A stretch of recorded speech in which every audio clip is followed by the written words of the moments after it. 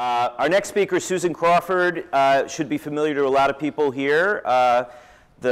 She's been active in the whole web, internet freedom space for a long time, and it isn't her first time speaking on the PdF stage, the founder of One Web Day. More recently, Susan was a special assistant at the White House working on national economic policy and technology and innovation.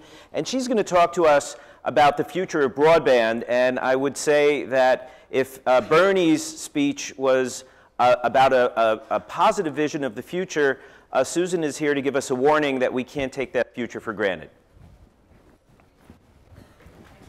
Yep. Thank you. Good morning, everybody. How are you doing? Morning. Good morning. So yesterday, Jimmy Wales, in response to a question about whether or not he was following Washington communications policy, said, "I make websites." I have to say, it was fair to say he was talking in a sort of a stiff manner. Websites me, government over there. And I have a lot of sympathy for that viewpoint. I was brought up, trained in the internet age by people who really believed that nation states were on the verge of crumbling, and that anything that a telephone company wanted to do or any other carrier, you know, we could just geek around it. We could avoid it. That these people were just irrelevant, essentially. So I feel as if for the last 7 years, I've been learning a foreign language and traveling in a foreign country. And so I'm here to do a little translation for you. Here is my intellectual learning curve over the last few years. It was really stunning to find out just how many acronyms were involved in the world of the very few providers by whose grace each one of us has access to the internet. I also began to notice that there was an awful lot of merging going on. You may have thought we broke up AT&T in 1984. Well, I want to report to you that they've found a way to gather together once more. That we have essentially two gigantic telephone companies dividing the country among themselves. You also may not know that the cable providers have been consolidating, clumping their operations regionally, so that none of them competes with no other. They also have tremendous monopolies by franchise in each city where they serve. So lots of merging going on, no legal limits on their ability to discriminate. And what I'm really here to tell you about today is that we are in the course of a titanic battle for the future of the internet in the United States, that the technology community is radically underrepresented in this conversation, and that the Jimmy Wales response, "I make websites," is no longer appropriate or sufficient. It is unquestionably the case that the technology industry in this country contributes hugely to economic growth, to our promise of new ideas and new ways of making a living, and that side of the argument when it comes to an open internet is absolutely not being heard. I want to suggest to you that government has a role in providing an input. Just as Anish Chopra was talking about this morning, a government role in opening up data, that's a key government input. Another government role is providing a level playing field for innovators, for everybody who wants to make a living.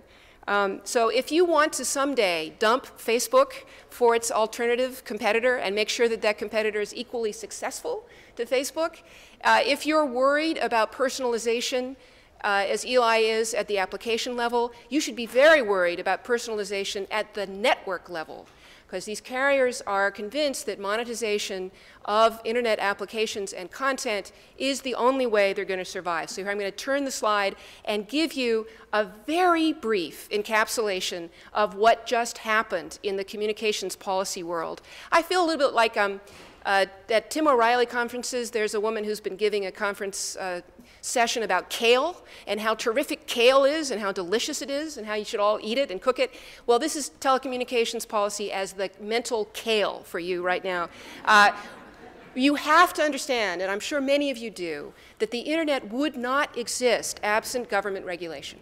that the fact that telephone companies were required to allow computers and modems to attach to their lines gave rise to the internet.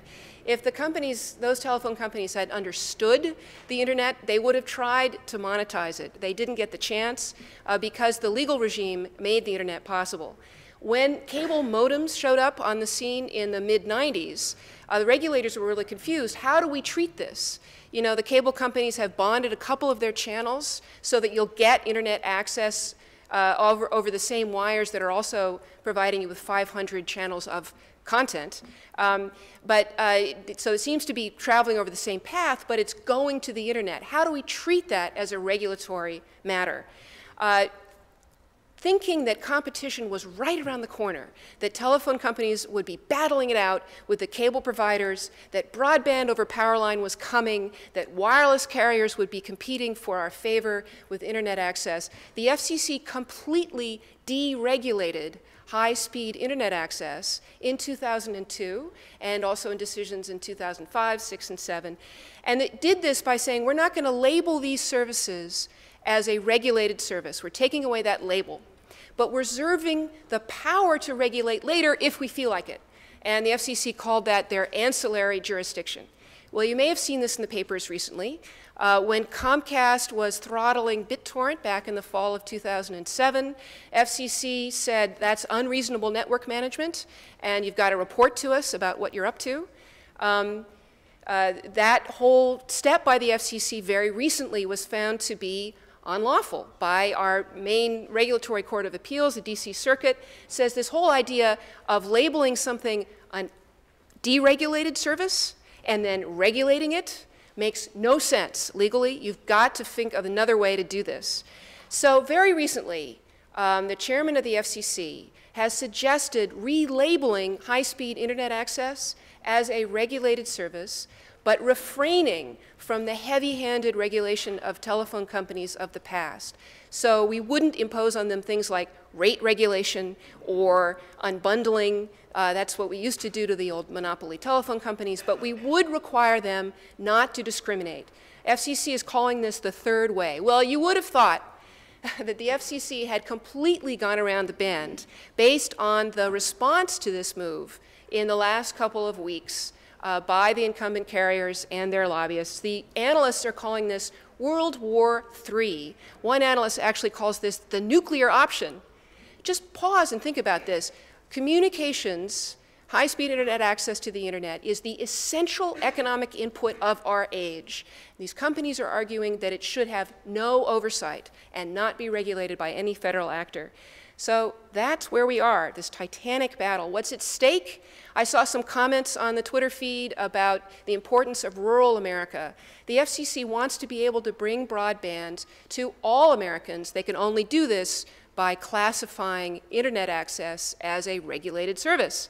They need to be able to gather data. It's terrifying how much policymaking is basically done in the dark about high-speed internet access right now.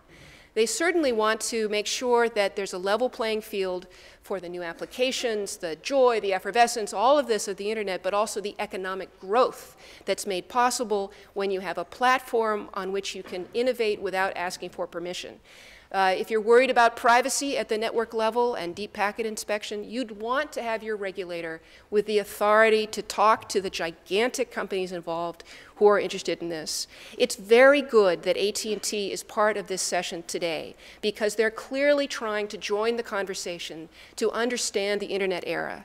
I also want you to know that AT&T spent $6 million this quarter working on lobbying against any possibility of regulation of high-speed internet access, that they have ginned up the House to produce letters attacking the FCC for even thinking about this, that there is a definite campaign of personal destruction, if possible, being brought about by the incumbents. So there's a battle. We need your help. The technology sector needs to be part of this conversation and is not yet there. The FCC is doing its best to be constructive and to do the right thing. But this must feel very distant to some of you. I want you to encourage you to find ways into this conversation and to make sure that your voices are heard. You may notice these last two bullet points. Comcast, in particular, spent $29 million during the first quarter of 2010, and this I find really stunning. They've hired 78 former government employees. What are all those people doing? Well, I'll tell you what they're doing. As of 2012, the FCC has told us that most Americans will have just one choice for their high-speed internet access provider. It'll be the cable monopoly. And they don't compete with each other. There will be one place to go. They've clustered their systems, and for each region, they have extraordinary market share. Verizon, faced with the need to provide Wall Street with reports of high dividends and lots of free cash flow, has decided to back off on their plans for Fios. That means there won't be another viable competitor to the cable monopoly in every major city in America. Right? For truly high-speed internet access, what you'll need for accessing video, there won't be another player. So we know that Comcast is suggesting merging with NBC. So there are only about 5 major content providers in the United States. NBC is one of them. Comcast is saying it would make sense to vertically integrate with them. Comcast itself is already the largest cable television company and our largest broadband company. Lots of concerns about this merger, and there is a public hearing to be held by the FCC on July 13th in Chicago. Make sure that your readers know about this. Make sure that everybody's paying attention. There are a lot of concerns about Comcast's potential ability to use the content that it adds together with its operations from NBC, particularly sports, to make sure that it's very difficult for other distributors of content to compete with Comcast. Lots of concerns about the nascent industry of online video. You know, it might be that we'd like to see sources of content other than the big 5, and that they should have a level playing field to work on. If Comcast is successful and able to discriminate, the future of online video has a tremendous shadow cast on it. Lots of worries on Comcast's side about avoiding cord cutting. Lots of worries about Comcast's ability to put all content over which it has control, which is going to be a lot, behind an authentication wall online. So as a condition of seeing things online, you'll have to be a cable subscriber, tying those two things together. I think a lot of you have noticed this with the cable industry: impenetrable bundles, ever-rising prices. You know, it's a great business to be in. It's just gravy. You set it up, and then the money keeps flowing. John Malone has a terrific quote about the Comcast-NBC merger. He was the guy running TCI back a few years ago, and is still very active, now snapping up companies in Europe. He suggested if Comcast can't rape and pillage, it's probably not a great investment. So another place where the tech community needs to be watching is over this particular merger. Just to show you what's up, lots of brands being combined. This is from Comcast's own materials. Here, you can't read this, and there's a reason for that. I just wanted to show you just how many things are combined in this merger. It's a tremendously large deal, and it's the first of many. All of the network providers and the content companies are convinced that vertical integration is the way to go, that they won't survive, they won't be able to attract investment without this. So this is just a brief talk. I wanted to make sure that you were aware of these battles going on, and that you didn't take open high-speed internet access for granted. This today is the 500th day of the President's administration, and he's hard at work, doing the best he can, battling the forces of an oil company that has not been adequately supervised and is pouring oil into the Gulf. Inadequate federal oversight may have played a significant role in this tragedy, which is affecting millions of lives. More than 100 years ago, Americans hated another oil company, and that oil company's name was Standard Oil. And Standard Oil, in cahoots with the railroad companies, who had also divided up the country among themselves, was able to control regional production of oil, and it was only being produced in northwestern Pennsylvania at that point, and carry out lots of practices that enraged the small business people, farmers, and even rock-ribbed Republicans of the day. Let's look at what Standard Oil was able to do.